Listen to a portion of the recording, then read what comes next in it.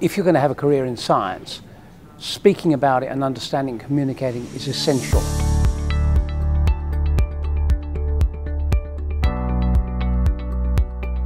Today we're delighted to have Robyn Williams. He will be speaking to our graduate research students. 40% of the jobs of the future haven't been invented yet, but all of them require you to talk about your work.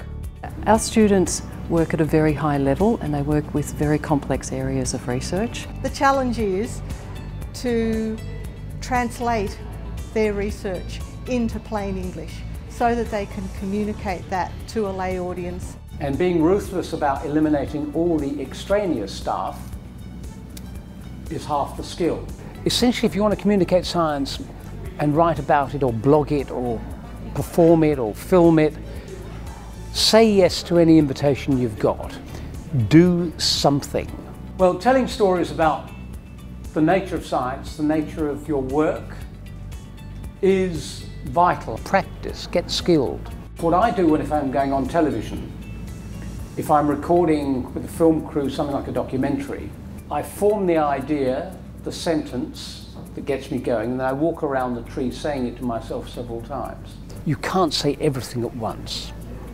You have a big idea, you say roughly something about the science and what you're finding, a bit of information, not too much.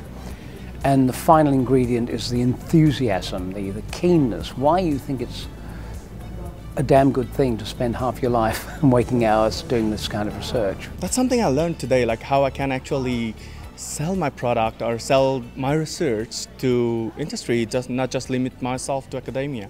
It's not really about what your research doing, but rather than you need to think about when you're communicating to different audience, in what way, what format you should use. Even though you are not a native speaker in English language, but you can deliver your communication, deliver your research to the audience. I think one of the top tips is definitely keep communicating. The more you communicate, the more people you can potentially reach.